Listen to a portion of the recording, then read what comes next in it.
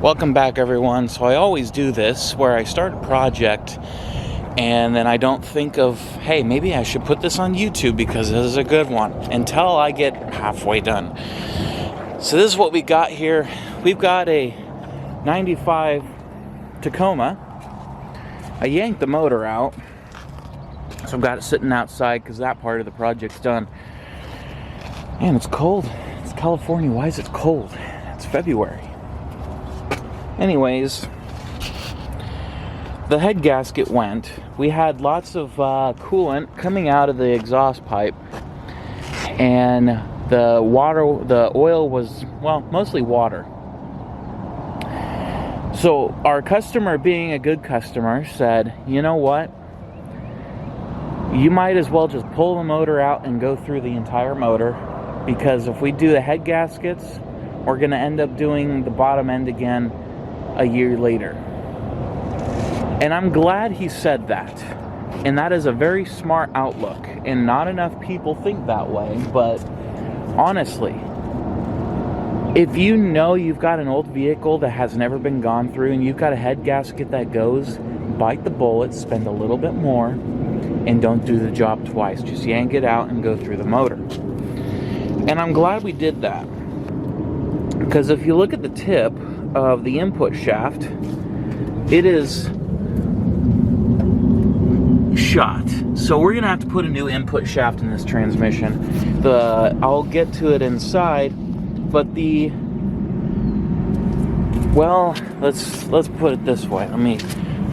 I do like working on trucks because your truck is the bed is your storage. We've got lots of little pieces on that pilot bearing, and this clutch was a little bit warm. Now, 275,000 miles, that's nothing to complain about. The clutch looked fine, the little bit of heat in the flywheel. So we're going through the motor, and I'll show you what the head gasket looks when we get back inside the shop. So I got the heads off on it, and I am not a fan of these heads. So I got the bucket type, got no lifter arms, and those are just money. I can tell the head gaskets have been done because I can look and there's silicone all over the edges, and it's been silicone, so the head gasket's been done before. Now this side looked good, but when you get to the other side, the story changes. So, dirty, clean. So this is the one that did it. That's the one that went out. And you can see already right here, the coolant was getting through there into the combustion chamber. So yeah, it's great. I don't have to clean that piston. But you can see all that. I mic'd it. I used my bore gauge, and it's got about 10 thousandths of wear. So we're gonna have to bore the block. After I hone it and get it cleaned up, it's just gonna be out of tolerance. So we're gonna bore it. It's gonna be brand new. Let's look at the head gasket. Right there, pretty easy to see. So it blew out right there, and so the coolant was getting in from here. So we're gonna get the motor torn apart, make it brand new. So on first inspection, see all the black that's on there? I'm gonna have to check the rod stretch very closely. It looks like we got some spots there. So we'll find out once I get it all together. At least these, I can trim the caps and resize it. Bearings look to be in really good shape. Not a whole lot of Babbitt wear. And so honestly, if you're in a pinch, I would reuse these.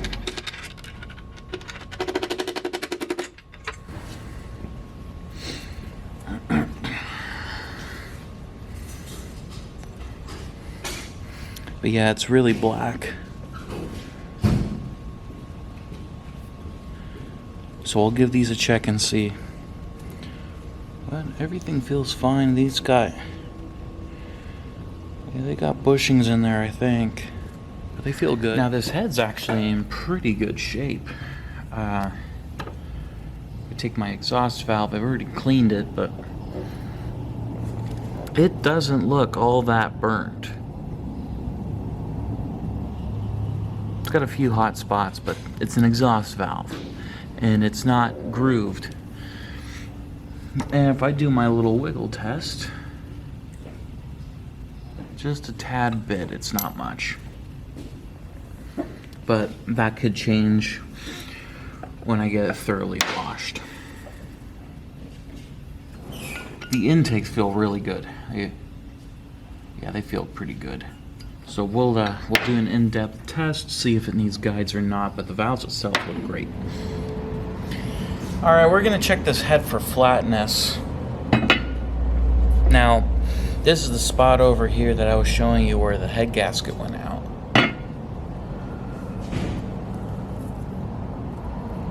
So these are high tolerance, so I just go straight to the 15/10,000ths feeler gauge. So when I put it there, it doesn't move. It moves the whole thing. So head is very flat. So I don't know how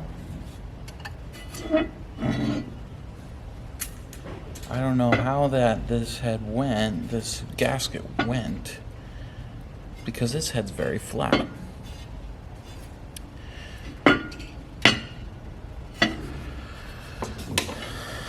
I got everything cleaned up, and you can feel it. There's kind of a deep indentation, so we're going to have to surface it. And it's a little bit, well, it's just a bad surface, but it's very clean, very smooth. So just some gouging in there. So we're gonna have to surface this head, and the guides look pretty good. I'm on the fence of doing the guides or not, so we'll see. Got the block cleaned up, and it looks like we're gonna have to deck it.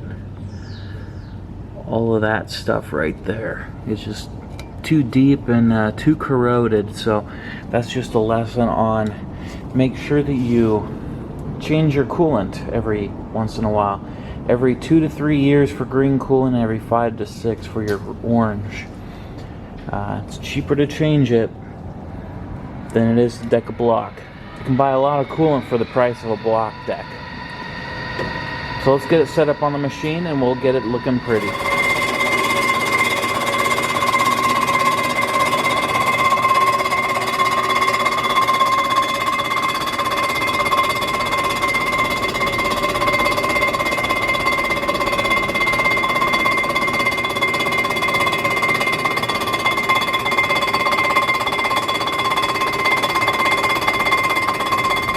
Well, I kind of skipped a lot of stuff. Honestly, I forget the projects that I'm doing. I'm recording because sometimes there's a lot of time in between. But yeah, I decided to pull the whole transmission apart because the input shaft is broken, and you have to pull the whole transmission apart to get that out. Because the synchro mesh right here, or this gear, is in the way, and it won't pull out the front of the transmission.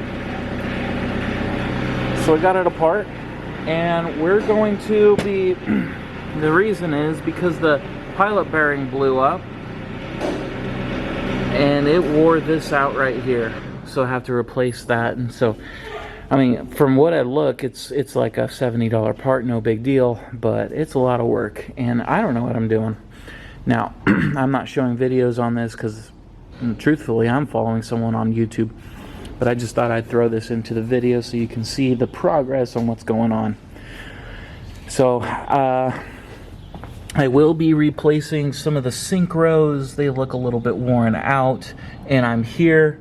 It's easy to work with, so I might as well replace it. We'll put all new seals in it, and this transmission will be ready for another lifetime. Alright, transmission's all back together.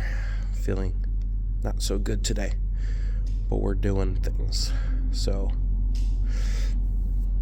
I was having some trouble. I basically wasted a whole day because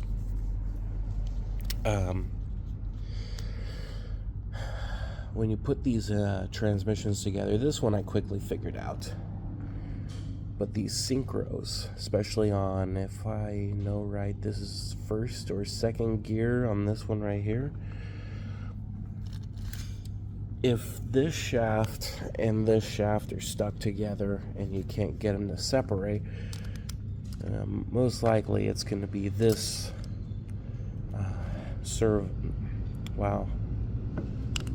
what do you call it?